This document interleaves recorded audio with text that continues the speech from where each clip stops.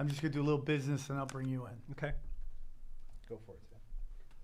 Hey guys, thanks for tuning in. Thanks for supporting the show. If you want to check us out on all of our social media platforms, check us out on Twitter at Tinfoil Hat Cast. On Instagram at Tinfoil Hat Pod. You can find us on Reddit. It's reddit.com/r/tinfoil hat show. Or allcomedyt-shirts.com. If you have any suggestions for future guests or topics, go ahead and email us at tinfoilhatpod@gmail.com.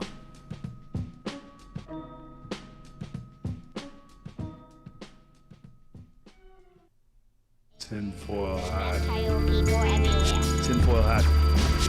Hey man, where's the truth there, dog? Tinfoil hat. Oh, what the fuck are you guys even talking about? Are you ready to get your mind blown? Revolution will be podcasted. The revolution will be podcasted. Thank you guys so much for tuning in. It is Sam Tripoli. Back in the saddle. You know who I am. You know what I'm here to do. I'm very excited that you guys are joining us today. A lot of amazing things going on in the world of conspiracies. What a time to be alive. You and yours and me and mine. Obviously, the live shows are killing it. Like we said, you know, Canada sold out.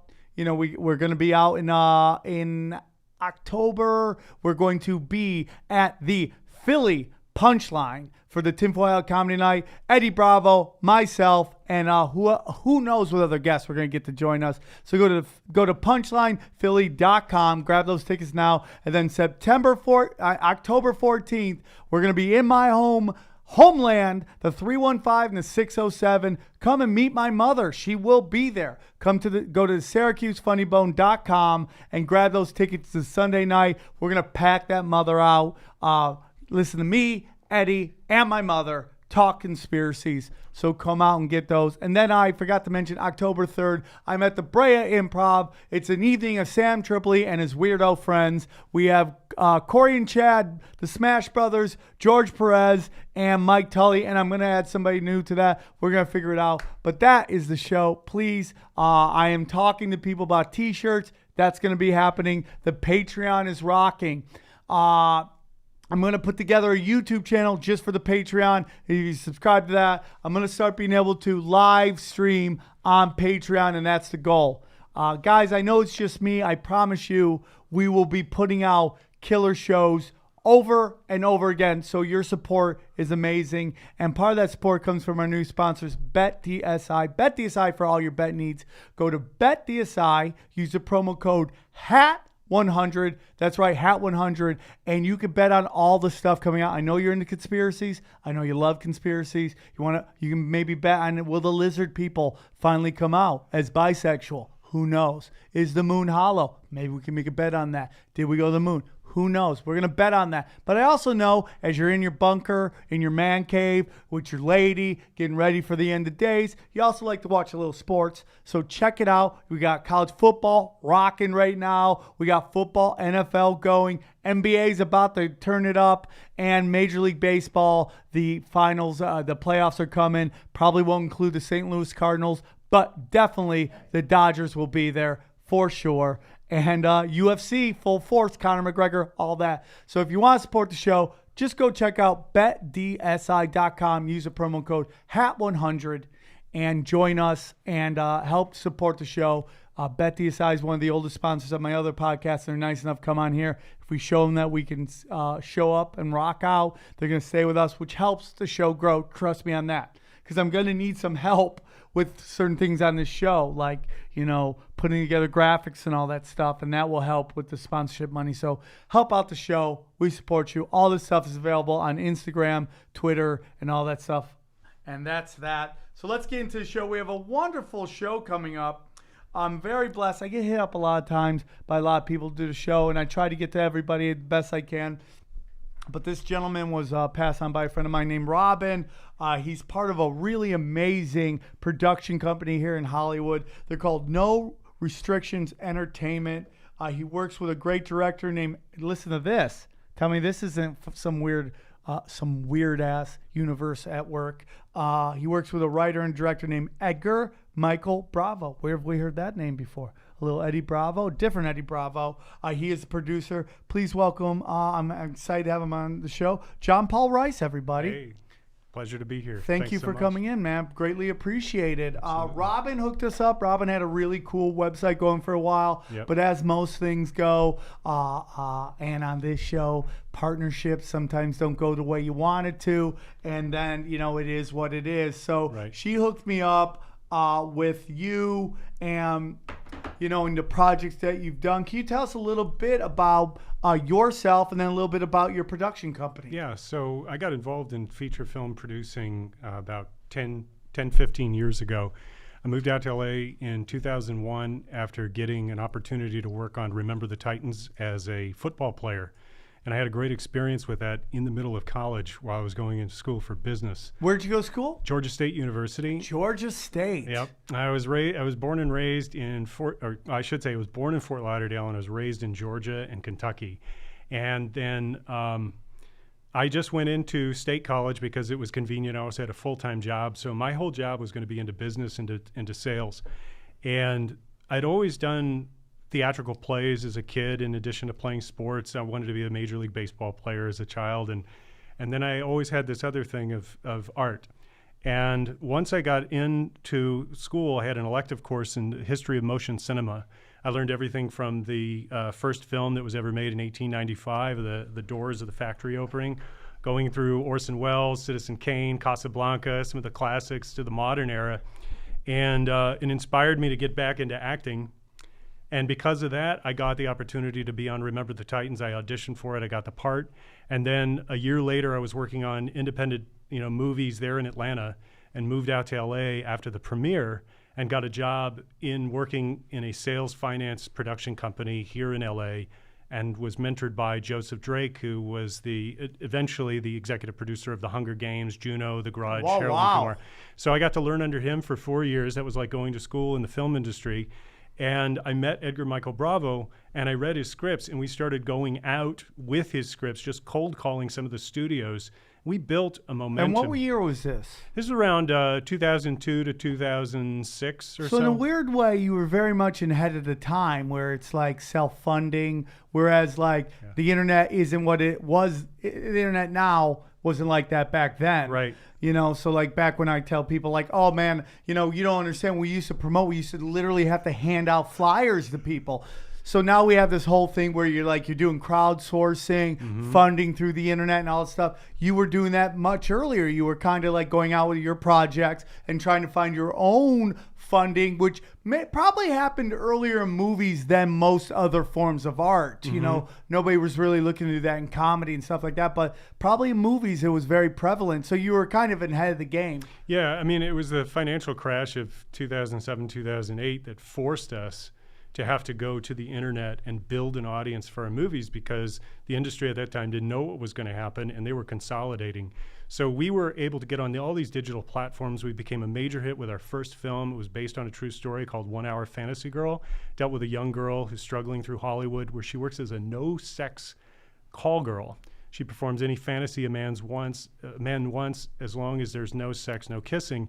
And it was very provocative. Kissing is so weird that's this weird rule. Like, no kissing on the mouth. Yeah, it's it's like Julia Roberts made this rule, and then like all of a sudden it just became the rule of law. And like you always, it's like, oh, you go to a strip bar, no kiss. It's just like this weird rule that seems to be within the prostitution room. It's like anything goes, but no kissing. Yeah, I mean, I could understand from a hygiene standpoint, but I think it was interesting that there was these boundaries, and the reason why they would want certain boundaries for control and strength and power, both the power that they're trying to enact on the other person or the power that they're trying to keep or take. And so that movie launched us. It got us on the map. It got us a lot of critical acclaim, reviews. We were a bestseller on Amazon, up there with King's Speech, Brokeback Mountain in the top drama category for several months. And then it allowed us to get more attention to do more films. So we made 3 movies out of the gate within 3.5 years. We did a movie on homelessness called The Magic Stone. We did another one on child abuse with Mother's Red Dress. And all of these films, they're not documentaries, so they're narrative features that you would go to the theater to see. They involve you in the narrative of the characters. that just so happen to work in these themes and these issues that give people an emotional context to understand what happens to somebody when they go through something like this. I was expecting a doc when I watched the movie, and I saw it was scripted, and I think that's wonderful. And I think that you guys are doing something very important. You're using art to enlighten people on situations, whereas, you know, we're in a city where everything is just almost this push to dumb down. You know, Mitzi Shore used to say, is like never ever like encourage mediocrity. And not that I'm judging anybody, it's like really hard to even get anything going here. But what we see makes it to the television, sees what makes it to the big screen. And listen, dude, I love the movie Rampage with the fucking Rock. And you could be like, I've just noticed that even the movies that should be bad are kind of like glistening right now. But it's really hard to try to get something made that does not fit into the narratives in which Hollywood wants to push. Yeah.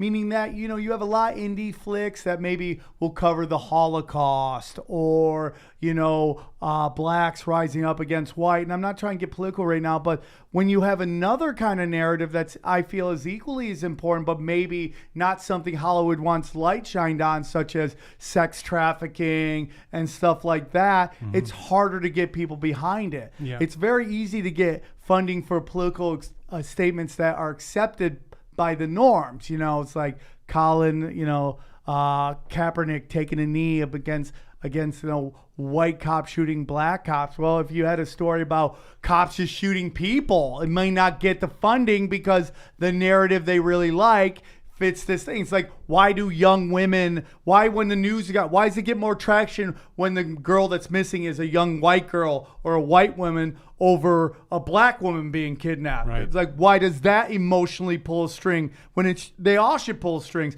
Why is a white cop shooting a black cop get an emotional, you know, pull emotional strings when it should be cops shooting everybody who's unarmed? Like, that should be the narrative. And it's about emotional pulls and all that stuff. And what is cool to bitch about, not cool to bitch about, is you pick some stuff that isn't a sexy topic to talk about. And in particular, child sex trafficking, which is the movie that you sent me, which is Child's Love, I believe it's called. Child's Voice. A Yeah. Child's Voice. Can you tell us a little bit about that movie? Yeah, so just in terms of the story, it's a supernatural thriller. It's based on the story of a young homeless teen boy who's a heroin addict.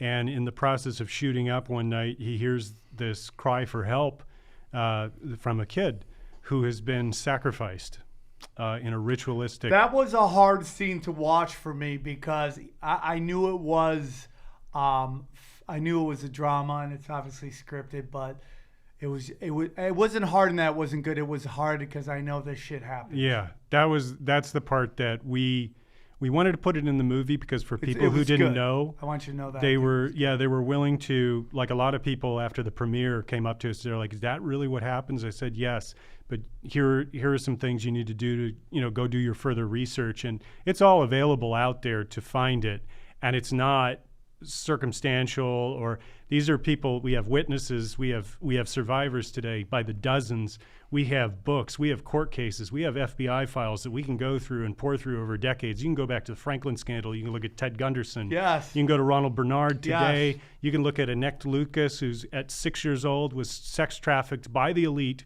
as she calls it, in Britain, and she saw a chopping block with blood on it, stains of blood of the other children that were there. This is all documented on YouTube and uploaded, and you can search for it and you can find it. So the conspiracy is either there's a conspiracy of silence, or all of these people who come from different walks of life and backgrounds randomly over several decades, and more so than before today, are coming forward and telling their stories with credibility, and no one is calling them a liar or saying you're a conspiracy theorist. They're just ignoring them.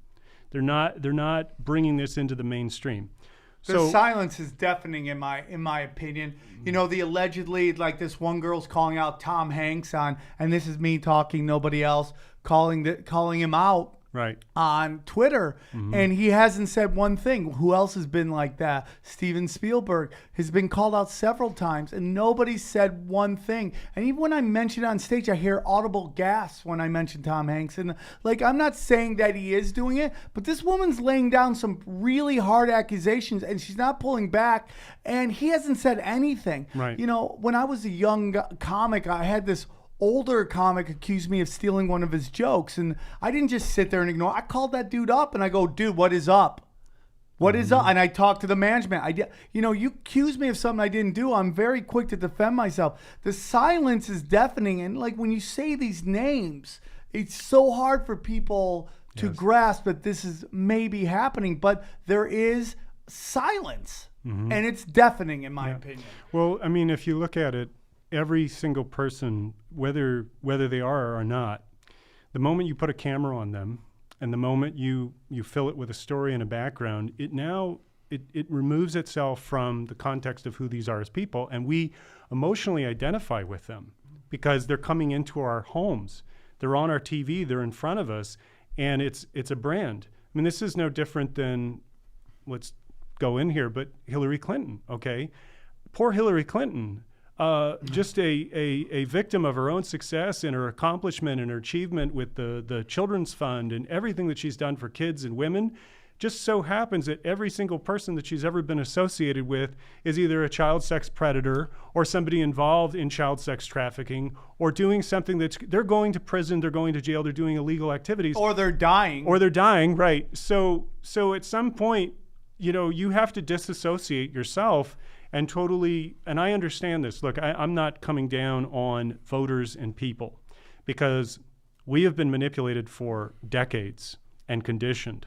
That's what I'm getting out of all of this. And my journey into this world was, if you had told me this like 3 years ago, Well, I would have said, you're a right-wing nut job, conspiracy theorist, Alex Jones, totally, like completely, just would have labeled you immediately. I go, that's not even possible. The idea of any of this is insane. But the reality is that when you look at what has been put over us, and you look at just from a more objective, observable place, we have poisoning of the ecosystem more than ever before. We have greater income inequality than ever before. We have greater poverty and starvation, human sex trafficking in this world. We have a decline in our ecosystem. We have all of these things in decline, all of these systems in decline. And we have continued to vote for people and put them in positions of power based on the ideas that they were going to fix these things, and yet they have gotten worse. It's not even like, oh, they tried and they didn't do enough.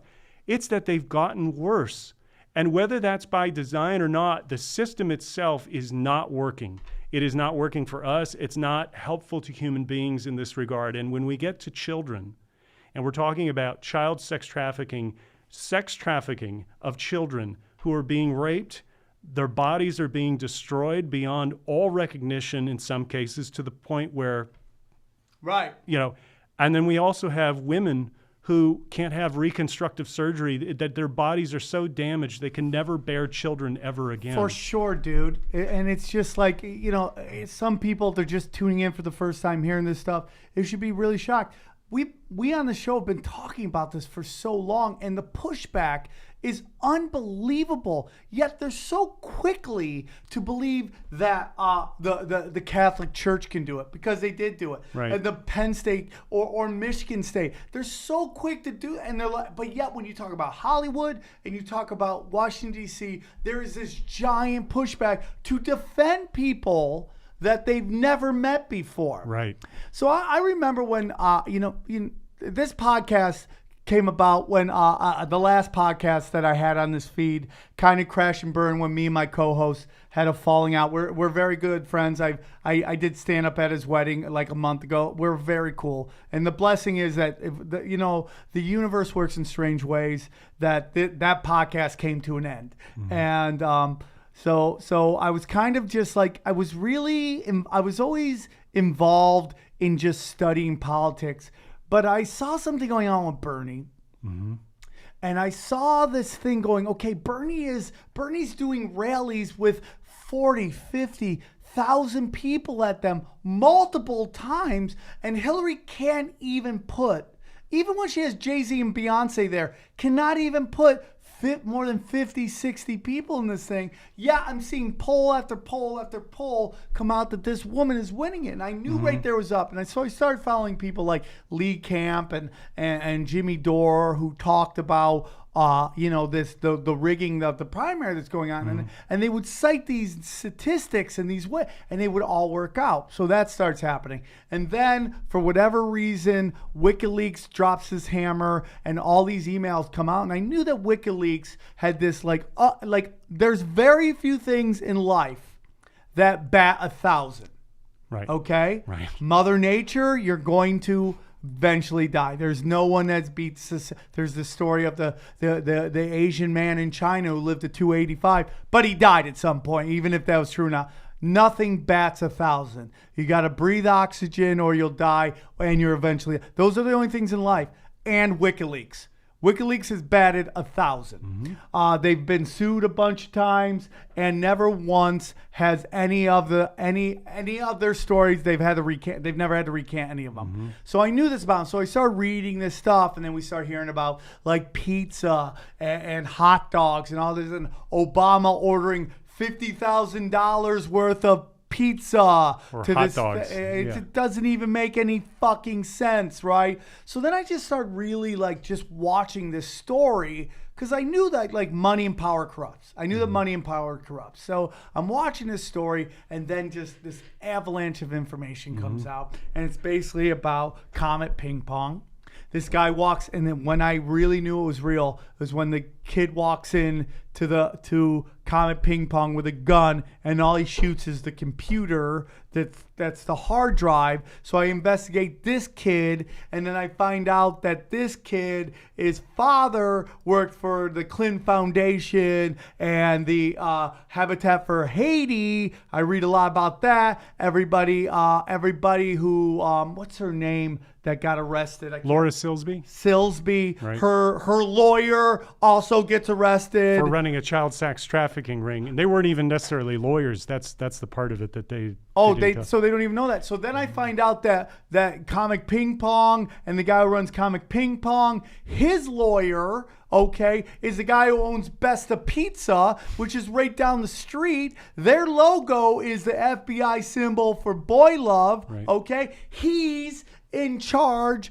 of fighting child sex trafficking in Washington, D.C. He is in charge of the government department and battling child sex. I go, why is this guy defending this guy that's been accused of all this horrific shit? And then you realize they all have in common Hillary Clinton. And I was on Mark Maron, and we were talking about, and I literally go to him, this woman has to be the least lucky human being in the world to be associated with so much darkness. And it's actually sexist to sit there and say that a woman is incapable of this evil. Because when you tell me that, and you go, oh, it's because she's a chick. I go, well, let's look at all the other first ladies before her and since. How many of them have been accused of anything? Not a lot of them.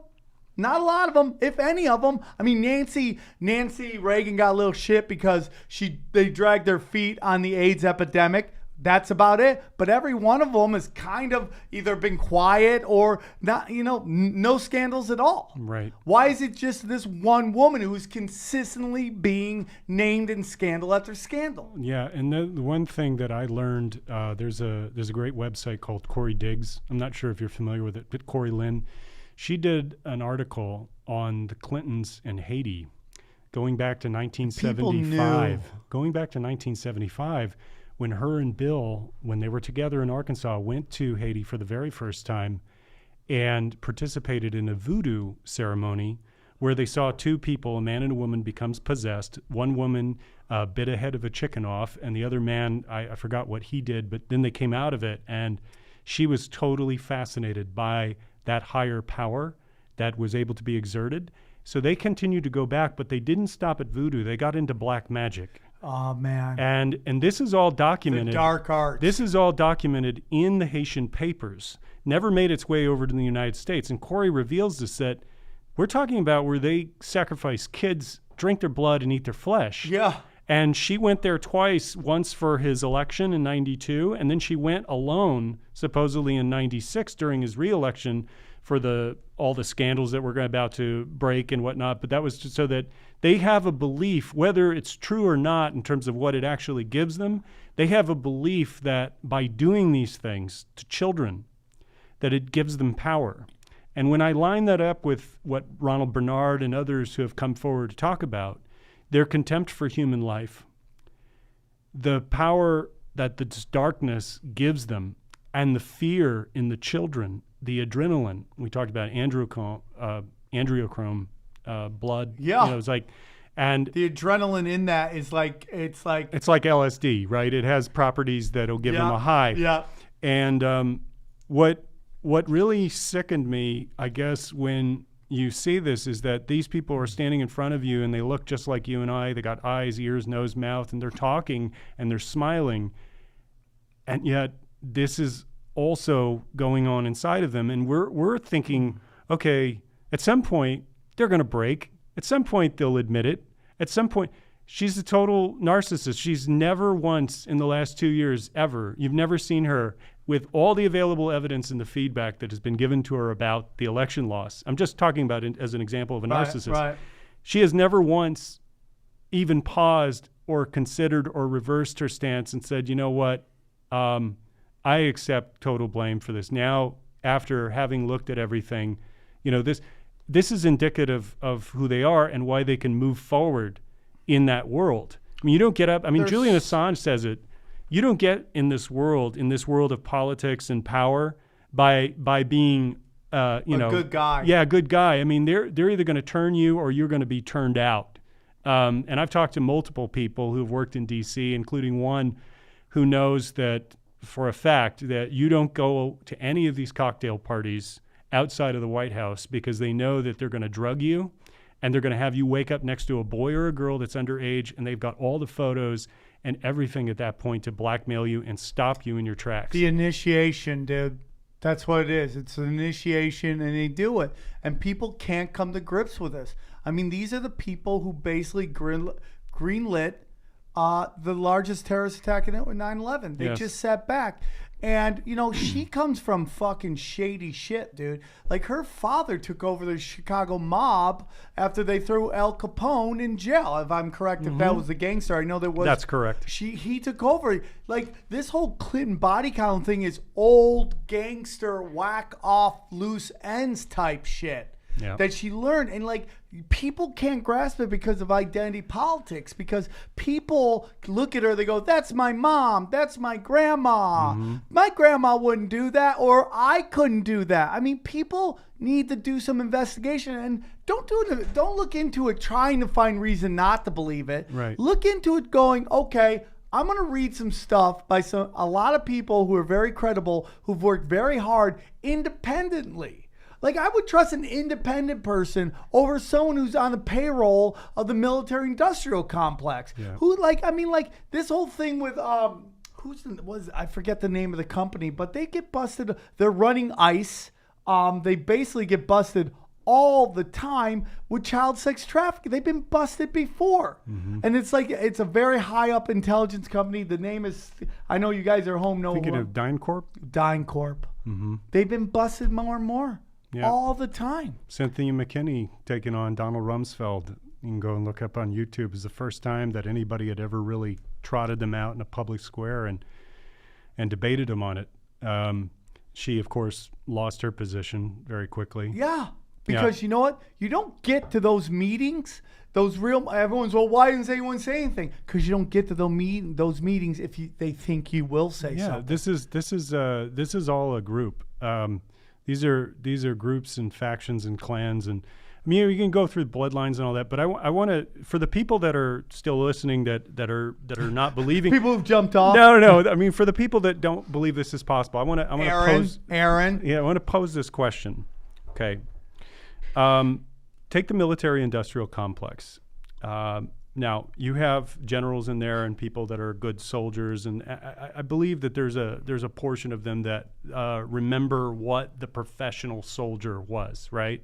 Not the interventionalists, the torturer, the Abu Ghraib Yeah. kind of. Right. And you know, you can read Nick Turse's book, Kill Anything That Moves, in about Vietnam, and the My Lai massacre was a daily occurrence. It's not one time. It was a daily occurrence over there.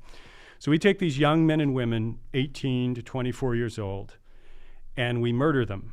We soul murder them. The PTSD actually doesn't come from witnessing this. It's participating in it, watching someone else die in front of you at the hands of your weapon. And then the atrocities of rape and murder and butchering of people. But I just want to pose this question to the audience: is that, do you think that the people, with all the, even just the last 17 years of war and the bombs and the killings and the murders of innocent women and children on the battlefield, not even in the battlefield, wherever they want to drop a bomb or a drone strike, do you really think that those same individuals who finance that, who plan it, who execute it at the highest levels, have a hard line that somewhere, well, yeah, we'll kill women and children, we'll call it collateral damage, but we won't traffic children. We won't murder and ritualistically abuse children, and we have a moral code that we have to aspire to. It's, you know, you really have to do a lot of mental gymnastics to kind of say, yeah, you know, I don't want to that's sex with kids, that's bad. Murder of children is bad. Luciferian, you know, ritualistic sacrifice. I mean, that's kind of crazy. But these people over here that are making shit tons of money, billions of dollars to drop bombs, and the other part of the Pentagon program that they don't talk about is the ones where if they run out, or if they don't run out, here's the key: if they don't use all their arsenal within the allotted budget year, they don't get re-up, they do cuts. So what they'll do is they'll just go on dry runs of bombings just to use that munition. They ran out of bombs. In Syria. Obama ran out of bombs. Chocolate Jesus, the only president to ever have day one to last day be in war. And you just sit there and you identify him because, you know, now that's racist to think that a black man can't be fucking as evil. Anybody in that position, like we say in the show all the time, you put Santa Claus in the role of president, who will be a war criminal in 2 years. I mean, Michelle Obama got hammered by those who fight for truth when she goes, we can't be separating kids, these kids at the borders, we can't separate these kids, even though her husband did it for 8 fucking years and nobody wanted to talk about that. And like these people act like it's like the world's gone to shit in a year and a half. This is just a continuation. So they talk about, like Michelle Obama's talking about separating kids, but yeah, her husband is carpet bombing with drones, missing their target at 90% clip. 90% clip. You couldn't even play rec basketball if you missed 90% of your shots. But that's what we do, and nobody cares. Yeah. Because they can't believe that their guy's doing it. This identity politics bullshit, I don't think it was ever real, but definitely when the Clintons come in, the Koch brothers funded their whole fucking thing to move them. They were the cocaine cowboys, yep. And they were fucking funneling coke through Arkansas. They've been accused before of killing 2 boys on the track. The guy who basically came out said, I was there, I watched it happen, and they can't believe it. Yeah. They can't believe it. There's a real argument that the worst thing that ever happened to the United States was the Clintons. If it's not the Bushes, it's the Clintons. And they worked together to get rid of the Kennedy family. Mm-hmm. The Kennedy dynasty was wiped off the planet by those 2 groups. From Bush killing JFK Sr. to a good argument that Hillary had something to do with JFK Jr. dying, because a week later he's running for that. He was running for the seat in New York, leading her in the polls. 2 weeks he dies a week later, she basically announces that she's running for it. So I mean, like, and you just can't believe it. So individually, these moments mean nothing, but collectively it leads to something. Like, people have been tried and convicted of murder when they can't find the body and they can't find the gun because there's so much evidence that goes, it's got to be this fucking guy. And you're just sitting there defending people that wouldn't pee on you if you were on fire. You care about these people. They look at you like you're cattle. Dude, the whole thing about this Russian gate is her fucking trying to figure out a way to steal the presidency from whatever you think of Trump is. That's how crazy they are. They actually thought if they found him guilty and he got kicked out, that she would go in. Mike Pence would probably go in. Their whole plan didn't even work because they owe so many people fucking cash. And to sit there and act like this isn't happening, the children aren't and like this town where we get so sensitive on racism, so sensitive on sexism, so sensitive on anti-Semitism, and and homophobia, and those are all great things. Yet, if you do a joke about pedophilia, and not just a joke about it, but actually a joke saying, well, you fuck kids, everyone tells you, oh, dude, it's just a joke, let it go.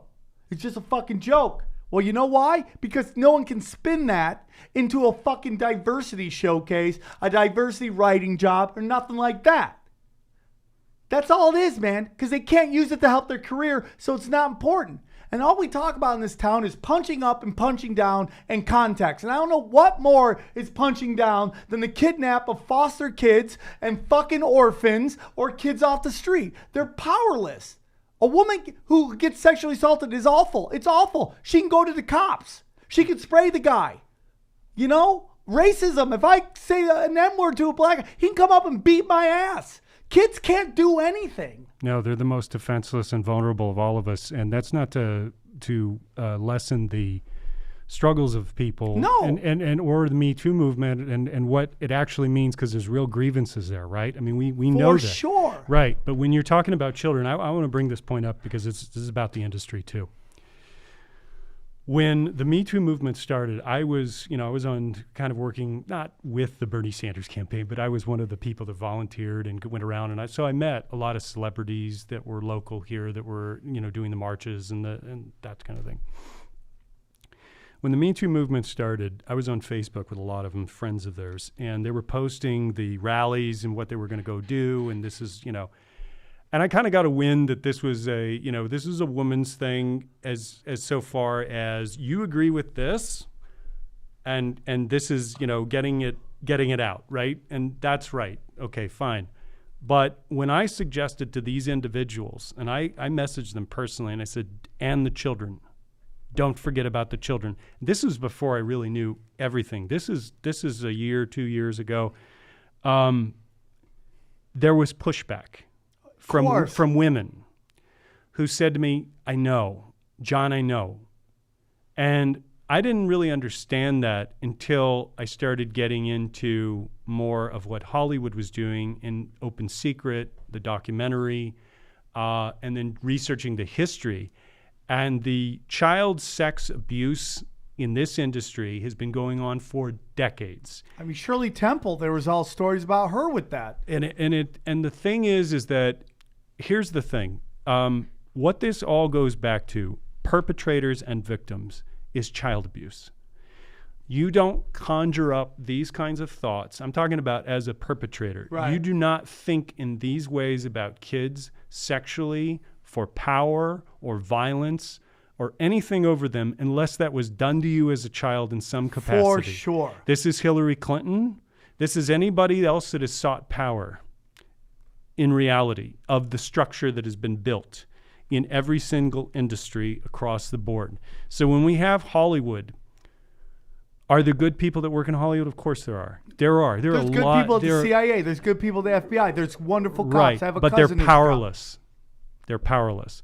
The people at the very top, and these are people who are not financed just by their own fortunes. These are people who are backed by other areas within our government that are very dark. Yeah. And they Operation Mockingbird. Look, the thing is that when you are tempted with money and power at an unlimited level, and there is a DA and a police department and an entire system that will enable you, you're going to get very bad outcomes when you encourage this. When you take artists, and look, I'm an artist. I come from an artist background. Right. I understand that my journey in life is not because I was raised by a loving mother and father, but because I had deficiencies in that area. And there were other people that came in and helped me and closed that gap and gave me an opportunity to be where I am today. But what we need to understand is that here in Hollywood, you have a lot of people that are seeking something. outside of just the arts. Right. There's fame, there's money, there's Right, power, right, there's all right. that attracts them to leave home, to Right. leave their families and their friends behind and go somewhere else to seek something. Many of those people, and I have met thousands of them in my time here, have been traumatized by something in their life. And it affects the reality of the way they see things. It even affected the way I saw things. And things that I didn't even really think about at the time that were really inappropriate. I'm just not like a gesture or a touch, but Right. shit that I heard. Things that were said to me, the disgusting nature of people in this town. Not all of them, but among a certain group. And they all seem to find each other. And they all seem to work together. And they'll talk lovingly about each other in ways that you and I would, if we got to know each other and had a beer, say, Sam's a great guy. I love him to death. Right. And that is true for them. That's the reality. But this world out here is a fertile ground for predators. For sure. Fertile.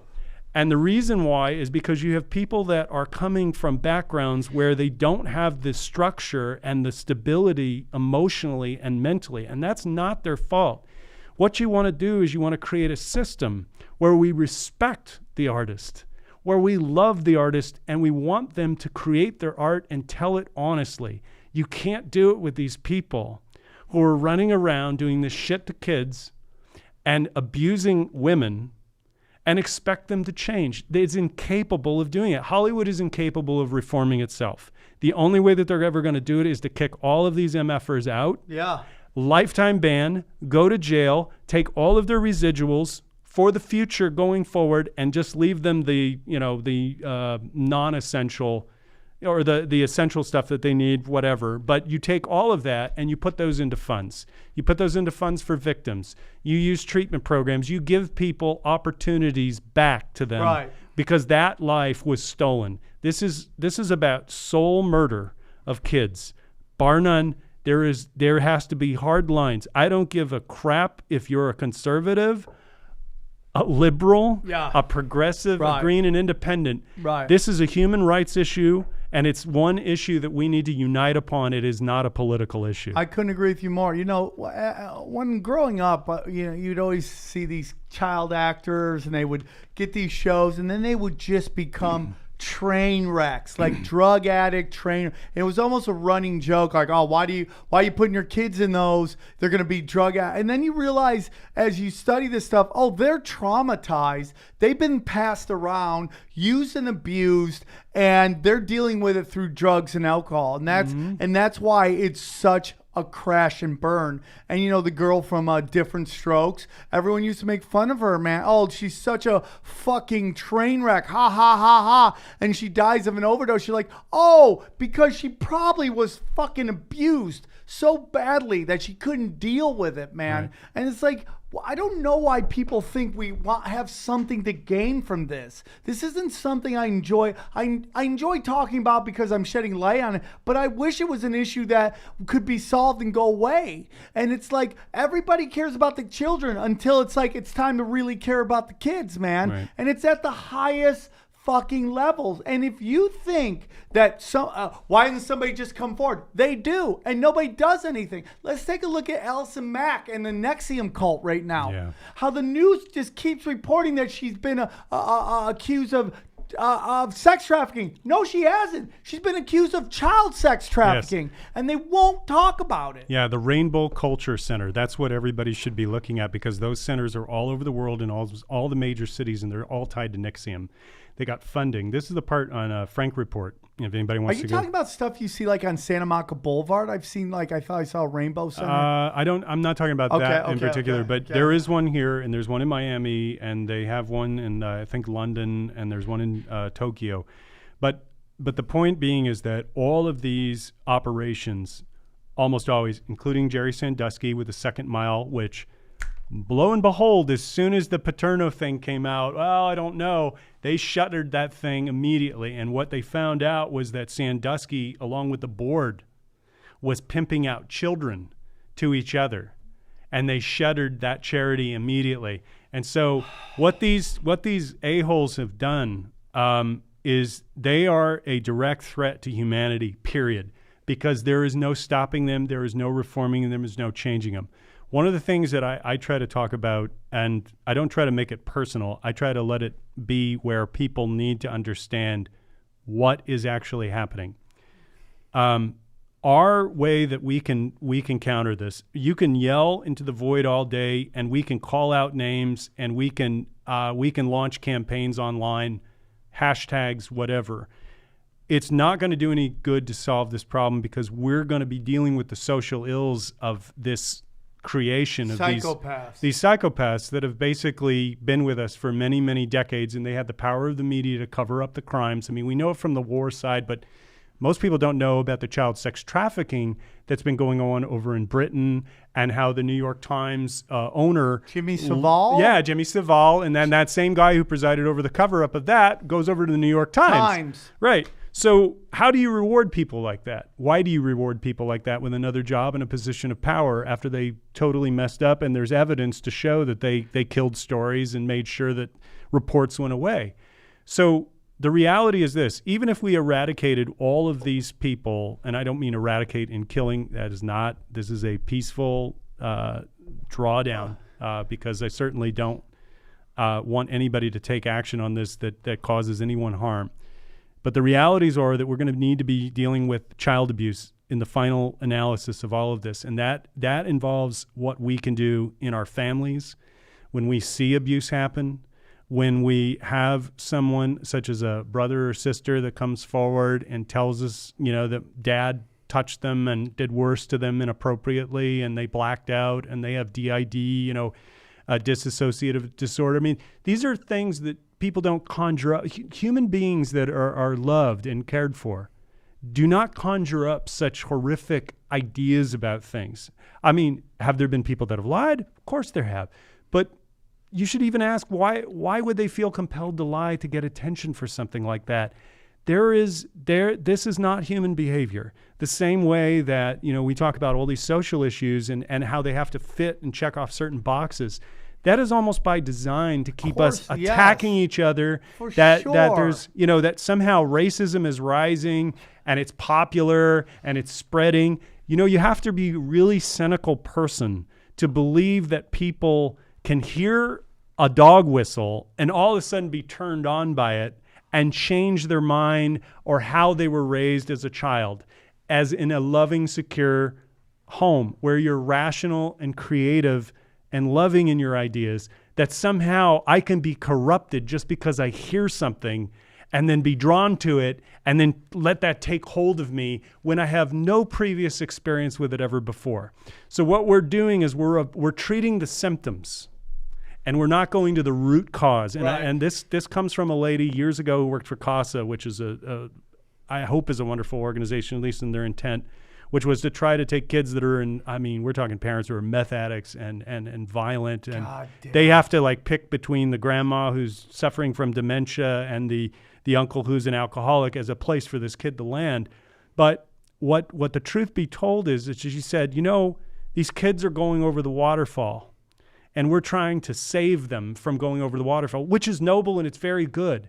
But at some point we need to go upstream and try to figure out and stop the person who keeps throwing them into the river before they go over to the waterfall. I couldn't agree. We talk, you did a story about, you have a movie about homelessness. I mean, there's a good chance a lot of these people who are homeless, in particular Los Angeles, in the last, 5 years, it's increased by 70%, I've heard. I think that around the country, people basically put their mentally ill on a fucking bus and send them out to Southern Cal because it's warm and they want to take care of them. And I 100% believe that. But they talk about a lot of these kids are basically, they're the abused ones. They age out and they just throw them on, for some reason they don't kill them, thank God. And they throw them onto the street and and they're there to suffer. There, but for the grace of God go I.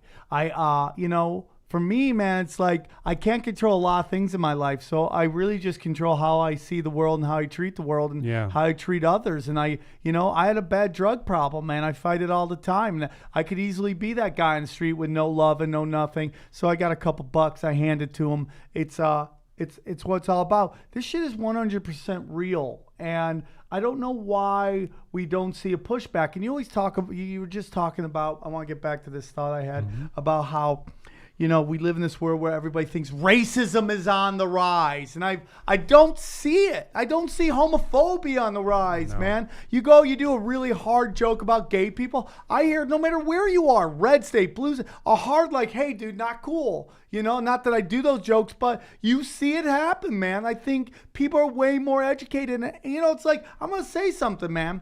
A fucking inner city gangbanger and a Ku Klux Klan guy have a lot more in common than anybody wants to meet. Because they're in their position because economically, they're trying to figure out what the fuck is going on in their life and how to explain where they fucking are. And yes, gangbangers have been the result of fucking institutional racism. Yes. But this whole thing about NAFTA and free trade taking all these jobs away from the rural area, red states, all this stuff. And these guys are stuck with nothing and they want to blame somebody. So in the news, we hear them blame the Mexican and all that. They're just trying to figure out why the fuck they are where they are. And if they actually sat down and had a conversation, they would realize they have way more in common. And I'm not trying to condone racism or Ku Klux Klan. I'm just saying if you sat there and had a real conversation with these people on why they are the most hardened gangbanger, the most hardened Klan guy. Why are you there? It's like, dude, I got nothing going on in my life. I have no hope for the fucking future.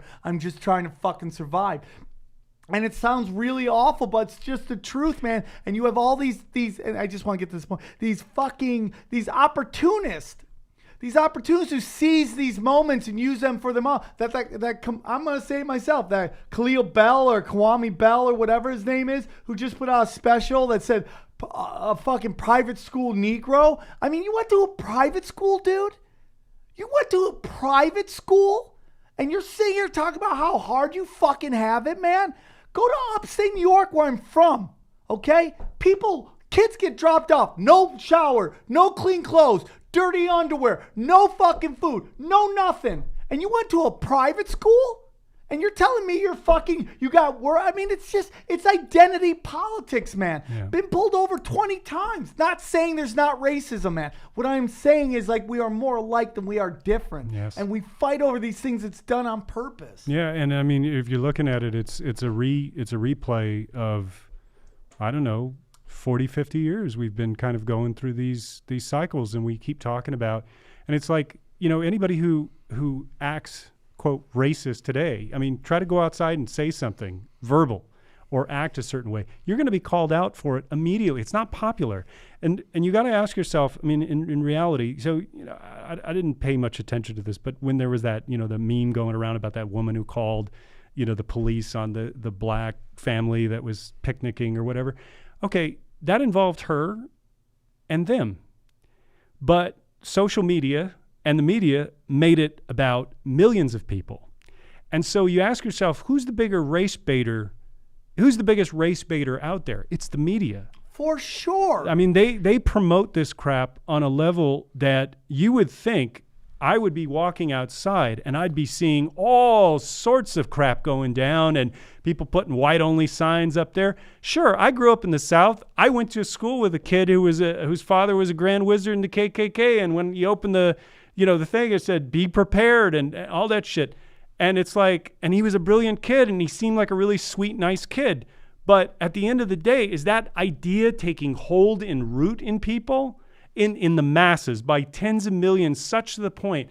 And when you look at what the media is doing, and I fear, this is what I fear, because you have the combination of all these social ills, and we're not talking about the ones that the media checks off. It's the real life stuff, the real destruction of humanity that has been allowed to persist, not because it's our fault, but because we're sold a vision and an idea and a system that we need to move up in, and everybody's struggling. It's basically to hold you down, for sure, so that you don't fall one rung lower on the ladder than the next guy. So the idea that I can't deal with that, I got to just keep plowing ahead.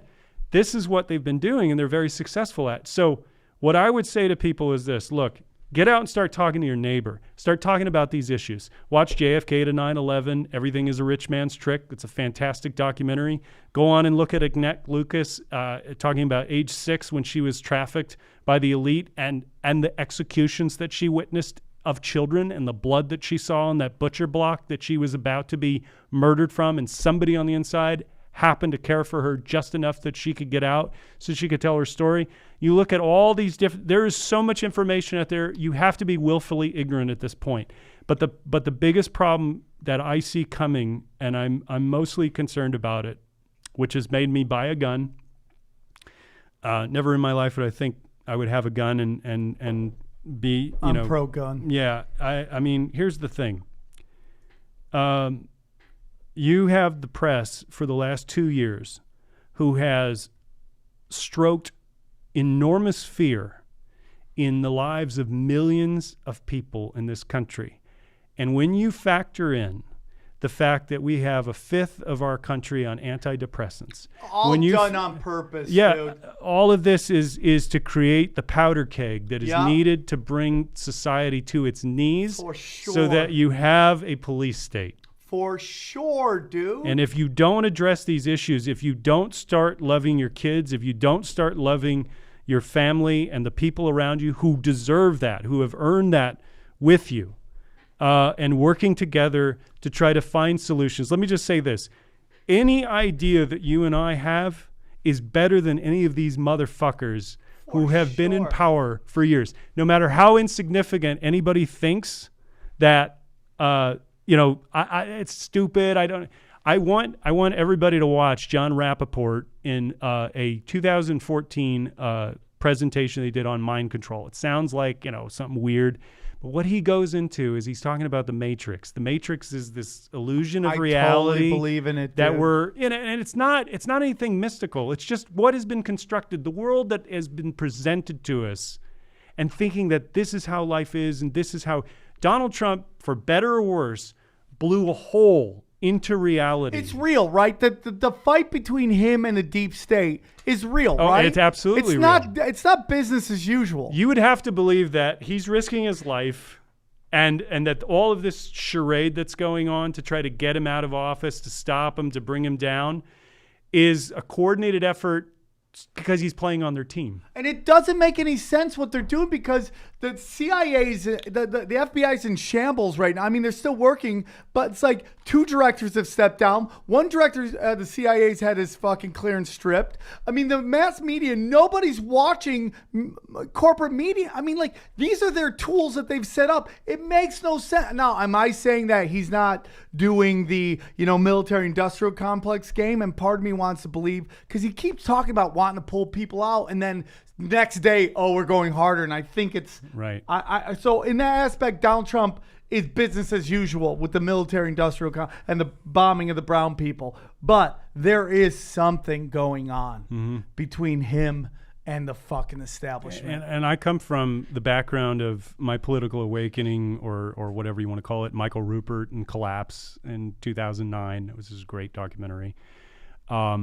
Then I looked at, I followed Chomsky, and I looked at Hedges, and I read Death of the Liberal Class. And I mean, it's playing out to a T, because what you're seeing is essentially all of the institutions, not just the FBI and DOJ, and not these skirmishes and political battles as they're presented to you, but all the institutions that America was founded on, and the principles of a republic or a democratic republic have been destroyed, co-opted, or completely turned and corrupted to be weaponized against the people.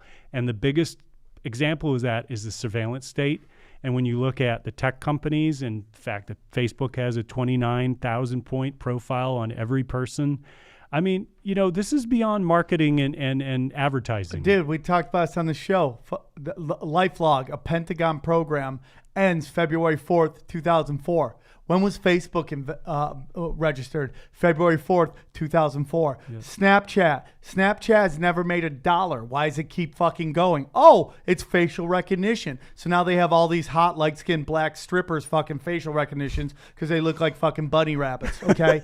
So it's like, it's all like, to get to the highest level, it's all in on it. I mean, dude, you could sit there and okay, the Republicans are awful people. I think both sides suck. But let's take a look at what's going on here. Like the deregulation of media. Who did that? The Clintons, okay? Who passed right before he got out of office a thing that made it legal for the U.S. government to use propaganda against some people? Obama. These are real things. So when you bring up that woman who's like, these guys are barbecuing and they're black and get them out, I question whether that's even a real fucking thing. Right. Because who's that fucking stupid? And also, is she the problem? Yeah. Is she the big problem that we're all having to stare down right now? And it just become opportunists who grab it to spin it into, here, more followers, more people. It's a dopamine hit.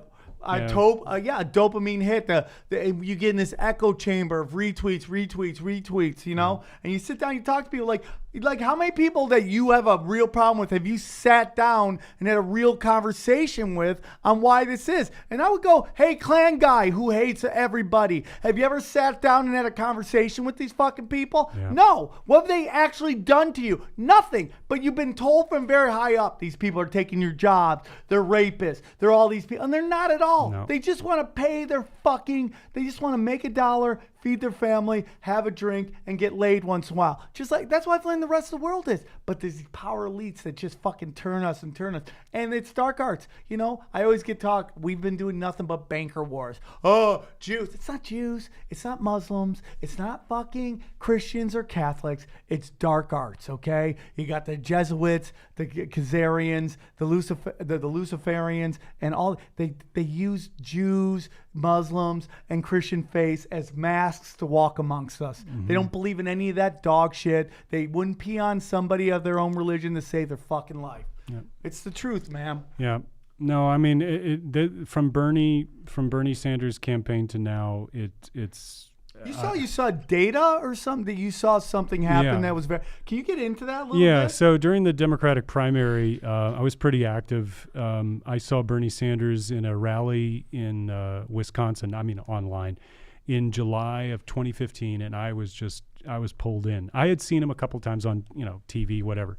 But I got to following and I donated. I donated like 70, 80 times. Me too. But the main thing is that I paid really close attention to everything. And my background is in business systems analyst, so I've been doing that for about 12 years. And I saw signs that were like, I was looking at the polls, and so you don't just take the percentages, but you look at the devil in the details, and you start breaking those down into, you start talking to math beyond 1 + 1 to people, and then you got to divide, and they're like, okay. Right. So basically what I did is I found that the polls were completely rigged, completely. And then next, that the results, when I was reading these reports of one guy who had sat in 25 years of political campaigns all over the world, he says, I've never seen anything like this in my 25 years. This is a meteoric rise like Facebook growth. And this was after the first Super Tuesday. Anyway, I started documenting some of these things, and then people were bringing up anomalies and votes disappearing and this, that, and the other. So I finally started my own kind of thing. And went back and got New York's Board of Elections data, the raw data, and I started working with a coder in Japan who was writing a code that would download all of the real-time results as they're reported on the website. So all of the chain of command is, Board of Elections maybe sends it over to the AP. The AP then publishes it out, and that's why you see like New York Times and CNN and everything and Huffington Post like almost updating almost at the same time or relatively like the same results. And so what we did was we downloaded those every 10 seconds on a repeater. So we got a lot of same results, but we were also able to detect anomalies where votes were missing. And in my analysis, I did New York first. So Bernie Sanders wins 79 to 80% of all the counties in New York comparatively to Obama in 2008, which he only supposedly won. And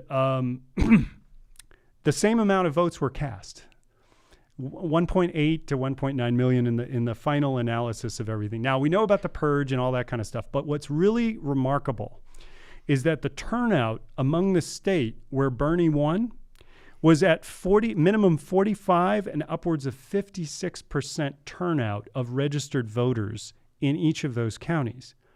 When you go into Clinton's and the ones that she won, we're talking about a drop-off of 10% voter turnout, but when you get to New York City, it's less than 30%. And what we recorded, and we did it by district, and we ran it against a code, and we lined it all up on a timeline, We saw between 10:54 p.m. and about 12:15, 1.4 million votes were removed. Now, the argument was, oh, well, it was put back. No, it wasn't. If you have these results coming in, you're just changing them out for the next group that's coming in, so you can always keep it down. And they're doing it within like seconds of each other, so you can't detect it. But but what was crazy about all of this is that it wasn't the state; it was just across all of the districts in New York City. And what we also saw was in some of these returns where Bernie won. But we're talking like a swing from her having 57%, all of a sudden him going to 62%. I mean, just like in the next return. We saw this in Oregon. Oregon, he won in a landslide. And the reason why I know that is because when we did the analysis on that, it was like almost, he was way ahead. And then she came and it like evened. And then he pulled out at the end. In order to pull away, you have to have more, at the very end. It's like if you start out your class with an F. Right. Okay, an A is only going to get you a C. Right. Right? So you have to make up more as you go and as you accumulate. You have to have a super A. Right. So anything in that last 20 to 30%. So she has an F, he has a B. For her to get to the B, she has to have like a monster A that doesn't exist. Right. So, but then here's the thing. I also did the post-day counting, which was the provisionals or the mail-ins in Oregon. With Oregon, he won 68% with those mail-ins. In California, oh, dude, don't even. That get was me the started monster on- of all frauds. I mean, we're talking about we've got me. the machines, we've got the provisionals, we've got the voter list. I mean, this is all to sculpt an electorate, so you have a predictable outcome that doesn't overcome the machines, right? Because the machines are calibrated and set based on previous expectations of voter turnout. Wow. This is how they do this. And Bev Harris is perfect. She's great black box voting. She's been around for well over a decade. She talks about fractional votes. She shows how the machines are. I mean, everybody knows this stuff, but we kind of all play in this this world where we're arguing over rigged elections. And this has been going on for decades. This is not something new. This goes back when Ross Perot scared the holy hell shit out of Bush and them. I'm sure he won states. Yeah. I mean, people believe that he won the debates. I mean, these are focus groups. This is all on everything he said in that Al Gore NAFTA. Yeah, he was all right. Yeah. He told us when he was on Larry King. And Al Gore looked us in the eye and lied right to our faces. And that's why when people, and I know you and I both believe in environmentalism and all that stuff, but when people go, the environment, all that shit's bullshit, Al Gore's full of shit, that's why. Because when he had a chance to stop the Florida thing and he could have done an investigation, he chose not to. Right. When he was on Larry King, he lied right to us. He has no credit. His daughter married a Rothschild. I mean, I don't know how many strikes you fucking need, man. Well, I want to say this because I went to Bernie directly and I went to Jane directly and I presented the results. Now, I didn't get any response from it. That's fine. That's a weird thing, too. Yeah. I mean, I understand that politics is a very dangerous game. I mean, it is. In the United States especially, and not just because of Hillary Clinton, because of the structures of power in D.C. and beyond that call all this. This is all coming from, we could talk about the Bank of London all day, but City the Crown. Of London. But the realities are that she lost in such a grand fashion in the primary. I'm talking about we're not even scratching. This is not even a close race. We're talking about 60% of the votes going all the way back to Iowa in his favor.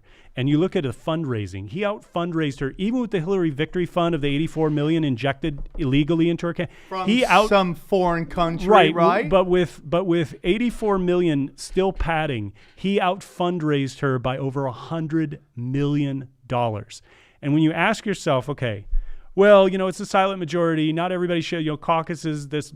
Caucuses are the most democratic process because it's the hardest to rig. Oh yeah, because it's just you gotta raise your hand, right? Yeah. I mean, they can still manipulate it, but they can't do the kinds of things that you need to do with the visuals. Right. But all in all, what I wanted to say is this: we don't live in a democracy. We don't live in a republic.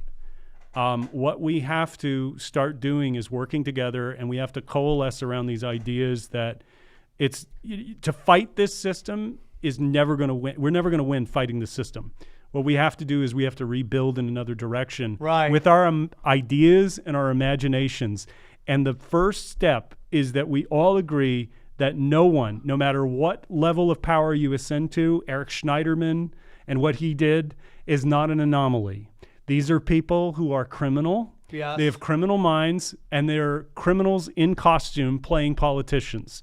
Those are the powerless people. They're actually the servant class. And everything else up above them, though, is the gravy train. That's where they get their power, because they are all here for theater to keep us contained and fighting amongst each other.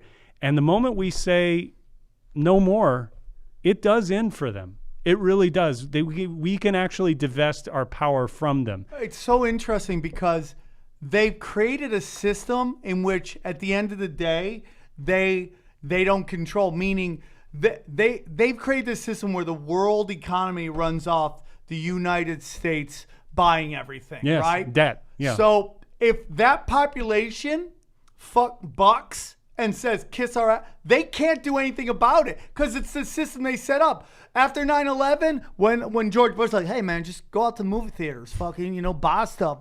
That was because the economy had gone boom, and then nobody was buying it, nobody's leaving their house, and then the whole thing was about to crash and burn. Yep. And so at the end of the day, yeah, they run everything, but they are slaves to us buying everything. Yes. And if we go no more, they're gonna have to play ball. And just know this, man. You sit there and you openly know these guys that you are elected. They're lying to you. It's like when guys try to get laid with women. They say whatever they want, whatever we think the chick wants to hear, so we could get laid. Whether that's right or wrong, that's the game that's been played forever, right? I used to do jokes about it, right? And then what happens? We elect these guys knowing they're lying to us. And then they get in, they don't give a shit about us. But when people like you, me, Jimmy Dore, Lee Camp sit out there and go, hey, they're lying to us, people push back. Oh, stop it. Yeah. That's my guy. Yeah. That's my lady. Why would they lie to you? You know they're lying. They politicians are known as liars. And yet when we call them liars, you push back so hard on us, man. Well, dude, I could have you on 1,000 times. I'd love to be on here. I'm gonna pitch you to Jimmy Dore. I don't know if he'll take my recommendation, but I think this voter stuff is so good. I think he would love to hear what you have to say about it. Again, he's John Paul Rice. He's with the company No Restrictions Entertainment. Where can they find all your stuff? If they go to norestrictionsent.com, it'll pull you over to A Child's Voice, which is the latest film. We're also on Amazon and Vimeo. You can look up all of our titles under Edgar Michael Bravo or No Restrictions Entertainment. You can find our films there. We're also on Prime, so if you're a Prime member, you can watch our movies for free. But the main thing we want to get out is that these are movies that deal with social issues. They're rarely addressed issues in Hollywood. And the way that we show them is not with an agenda other than the truth. And we hope that what we need to do, if you buy our movie or you download it, show it to as many people as you can. We need to wake up as many people as we can about what's going on in the world. Because at the end of the day, this is our future. If we believe kids are our future, we've got to save as many kids as we can, and we got to love the rest of them to make sure that they grow up to be healthy, loving people that are not subject to these predators. You know what, man? You want to prove me wrong? Call for an investigation. Call for an investigation of these people. Prove me wrong. I would love to be proven wrong. I would love to be like, Sam, they did a thorough investigation and you're full of shit. And I will come on here and apologize. But I know they won't. I mean, the LA sheriff badge has the fucking pedophile symbol in it all over it. I mean, it's at the highest levels, dude. I mean, it's just, if you don't think the system's corrupted, why do you think they do lifetime appointments of judges? They get these guys in and they sit there for fucking ever. And it fucking sucks. And it's all real. And I know these things, sometimes these episodes get you sad. Again, let's go back and control what we can control. Yeah. How we see people. How we let people like John McCain, who've done horrible things to the rest of the world, when he passes away or was put to death, depending on who you're talking to, okay? Right? When this guy passes, don't let them paint him as a war hero. Don't let them say what a great American he was, because we know he wasn't. And that's me talking, okay? If you got a problem with that, get with me. I sit there and I can only control certain things. How I see people, how I remember people, and how I interact with the world around me. Be nice to others. Do 3 things a day nice for other people, not expecting stuff back. And see how much your world changes. When you help for the sake of help, don't judge people. You don't know where they come. Some people are literally born to a world of shit, and it ain't black, and it ain't white, and it ain't nothing. It's rich versus poor. And if you don't think that, you're blinded. It's the truth. Love everybody. My friend, you kicked a whole lot of ass. We'll have you back very soon. I love you guys, and we will see you soon for sure. Hold on, see if I can play this. Play the song. Goodbye, everybody. Thanks for your support. I love you guys very much. Check out betdsi.com.